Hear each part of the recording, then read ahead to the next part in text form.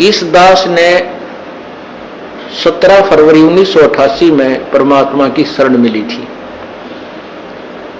और उस दिन के बाद 6 वर्ष 1994 तक दास ने जेई के पद पर सर्विस की। काम करते, अपनी ड्यूटी करते करते भी हम भक्ति करते हैं। हमारा रूल यही है, काम भी करो भगवान ना भूलो, बुराई छोड़ दो।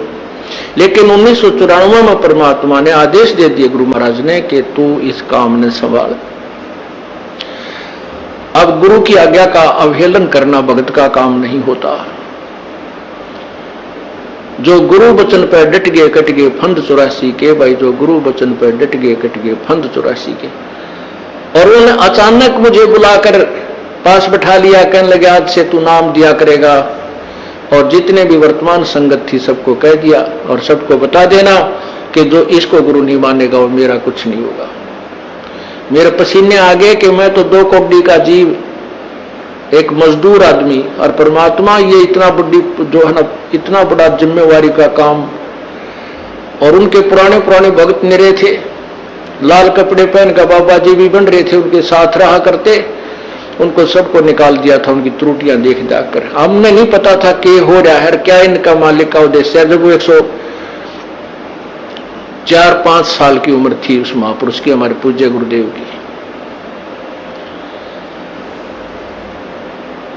और कहा मैं तेरे साथ रहूंगा। और तीसरा शब्द एक दिन कहा था कि रामपाल तेरे सब बराबर संसार में संत नहीं होगा, पूरे विश्व में तेरे बराबर संत नहीं होगा। अब इस दास का और संत का के मेल था। हम तो भगत थे, दास थे, भगवान की भक्ति करते थे, अपनी नौकरी भी करते थे, बच्चे भी पालते थे। अब कहते हैं साध वचन पलटे नहीं, चाहे पलट जाए ब्रह्मंड, उनका वचन नहीं पलट सकता। उन्हें जो कह दिया सो कह दिया। तो वही ये फल गया। नहीं हमारी तो घर के ना सुने थे, शुरू में अकेला नाम ले रहा था। बालक भी तो बालक छोटे थे, वो तो घर जैसे कहूँ था मान जाते, उनकी माँ नहीं माने, फिर मेरे माता पिता नहीं माने।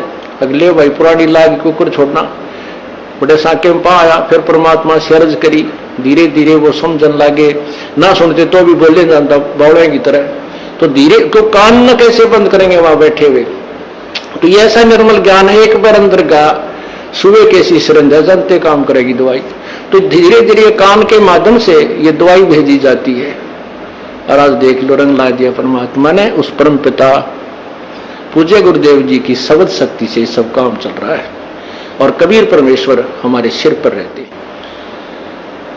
तो परमात्मा उस दिन के बाद सन 1995 में इतने 21 साल के बाद इतने पाठ हम घर घर पाठ किया करते थे। 3 दिन पाठ करते थे और एक दिन पहले जाना पड़ता था। ये दास स्वयं सेवा करता था, घर घर जाके उनके सब जहां हमने पाठ करने का स्थान देखना होता था उसकी सफाई करते थे। कईयों का देख कर कमरा होता बड़ा सा, उसी में पाठ भी करना, उसी में खाना भी बनाना, उसी में खाना भी उसी में, सोना भी उसी में। तो उस ढंग से अपनी सेटिंग कर लेते हम, इतनी जगह में पाठ कर लेंगे। तो मेरा जाना अति आवश्यक था उस समय, क्योंकि स्टार्ट था भक्ति का और स्टार्ट था इस 500 यज्ञ करने का। किसी को नहीं मालूम था, बच्चे थे सहयोग देने लगे। और धीरे धीरे फिर वो क्या हुआ कि इतने पाठ हो गए कि मुझे नौकरी, पहले तो क्या करता था, शुक्रवार को पाठ प्रारंभ किया। शुक्र ड्यूटी करके सामने चले जाते बृहस्पतिवार को, शुक्रवार को रात में तैयारी करते, शुक्रवार को शनिवार को अब पाठ प्रारंभ करके अपनी नौकरी पर चला जाता। फिर शाम ना लेता, शनिवार इतवार की छुट्टी हो जाती। काम चल रहा था वो हफ्ते में हुए, फिर होने लगे डेली। अब अफसर भी दुखी और मैं भी दुखी। तो फिर उस दिन रिजाइन कर दिया परमात्मा के नाम पर। 18 साल की नौकरी होगी थी मेरी। हालांकि कुछ और भी हमारे साथी कह रहे थे भाई अभी 2 साल और डट जाओ आपकी पेंशन बन जाएगी। वाह भैया पेंशन तो करा कितनी बार होगी। जो पेंशन ई बनेगी ना, या कद्दे नहीं बनी थी, या असंख्य जन्मों की पेंशन बन जाएगी। तो वो तो इस बात को नहीं समझे थे, उन्होंने तो मुझे मूर्ख ही समझा। और दास की सौभाग्य था कि मुझे नौकरी या मजदूरी मिल गई भगवान की। और उसकी पुण्यात्माओं को दलदल से निकालने की।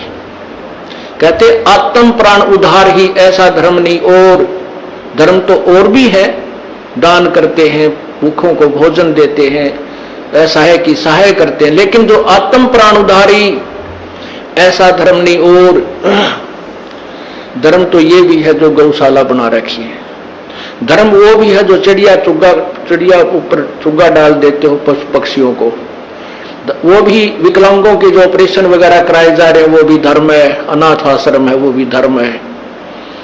लेकिन जो आज गऊ हैं उनकी सेवा कर रहे हैं, अच्छी है। कोई भी प्राणी है, चाहे भैंस है, पशु है, कोई किसी प्रकार का, सबकी सेवा हमने इसी दृष्टिकोण से करनी चाहिए, क्योंकि सब में एक जैसा जीव है, वो भी धर्म है।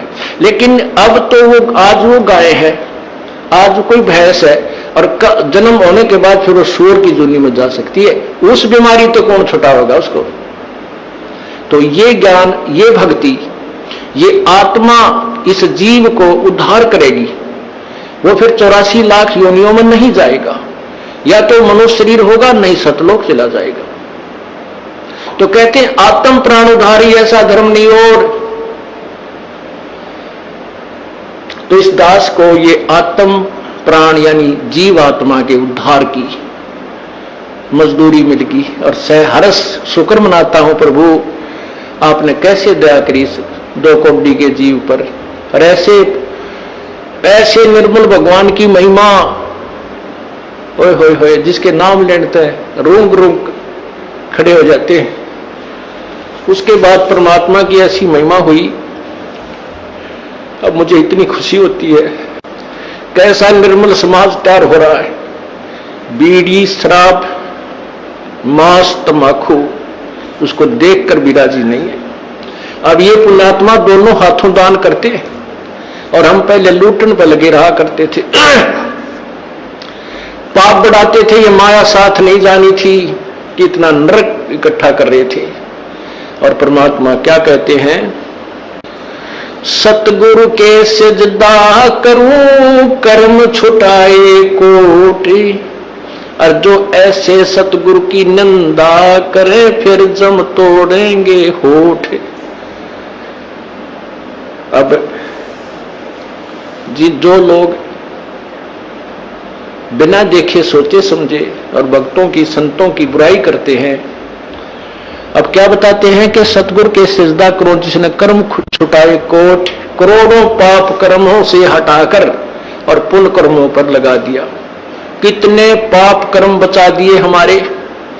और जैसे ऐसे सतगुरु की जो निंदा करते हैं, कहते हैं उनके जम तोड़ेंगे होठ, यम के दूत उनके ऐसे लठ मारेंगे, चाहे कितने लागो, मुंह पे, होठा पे। होठ इसलिए कहा कि इस पर ज्यादा दर्द होया करे, सोई भी बुढ़ी आया करे। तो कहते हैं वो जम तोड़ेंगे होठ जो बकवाद किया करते थे, संतों की निंदा करते थे। नित्यानंद जी महाराज ने यहां तक कहा है, भाई तू ना मानता ना, ठीक है अपना और काम कर ले, और कुछ कह सुन ले, पर संत की निंदा मत करिए, ये तेरे लिए बहुत जबरदस्त पाप बन जाएगा। लेकिन जो इस मार्ग से परिचित नहीं, वो नादान बच्चे आगे में हाथ दे देते, बिजली के तार को छू लेते, और ज्ञान होता सत्संग से, और सत्संग में ये काल नहीं आने देता। तो उस दिन के बाद परमात्मा की ऐसी रजा हुई कि बाग लाग गया भगवान का। और यही प्रार्थना करता रहा, परमात्मा तेरे बच्चे तुझे समझे पहचाने, दास को ये नौकरी दी है, इसमें सफल भी आप ही करोगे। इन लोगों ने तो आपको भी नहीं बख्शा था, जब जिसमें आप यहां आए थे काशी में 120 वर्ष रहकर गए, सारा जीवन आपके पीछे पड़े रहे। उन दुष्ट आत्मा स्वार्थियों ने अपने स्वार्थ के लिए जनता को सत्य ज्ञान नहीं समझने दिया, और परमात्मा को बहुत यातनाएं दी गई।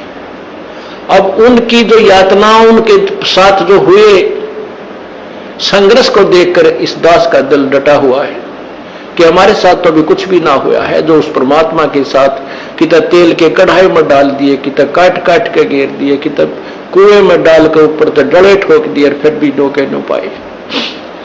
वो तो समर्थ थे, और जनता कुछ नहीं बिगाड़ सकी और ना ही उनको समझ सकी।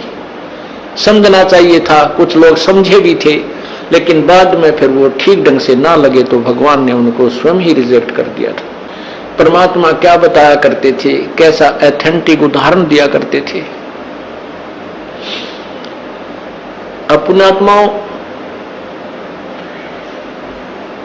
क्या बताते हैं, भाई सरसाटे की भक्ति है और कछो नहीं बात, सिर के सट पाइयो अवगत अलख अनाथ। अब शीश कैसे देना है, शीश ये नहीं कोई काट के सिर चढ़ा दे भगवान के चरणों में, ऐसे नहीं। जैसे आपको परसों के सत्संग में सुना था कि गुरुदेव को समर्पण कर दिया जाए। समर्पण का अर्थ यह है कि जो आज्ञा दे वही की जाए, चाहे वो बुरा लग रहा है चाहे अच्छा लग रहा है, उसमें हमारा हित है, अति हित होता है। और संत क्या कहते हैं, भाई बीड़ी शराब मांस तम्बाकू ये मत पीना। संत कहते हैं चोरी जारी नहीं करना, डाके ना डालना, किसी की जेब ना काटना, ये महापाप है तेरे लिए। अपना करके खाना बेटा, भगवान भजना, इससे तेरा कल्याण होगा। और हम यही वचन नहीं मानेंगे तो फिर यहाँ स्कूल में आने की आवश्यकता क्या, इस विद्यालय में सत्संग में आने की आवश्यकता क्या। हम गलतियां भी गलती पे गलती करते रहे और फिर सत्संग में भी आ रहे हैं तो वो फेल हो जाएंगे विद्यार्थी, वो पास नहीं हो पाएंगे। अगर आप ये वीडियो YouTube पर देख रहे हैं तो हमारे चैनल को सब्सक्राइब करें और बेल आइकन को दबाना ना भूलें। अगर आप Facebook पर ये वीडियो देख रहे हैं तो हमारे पेज को लाइक करें।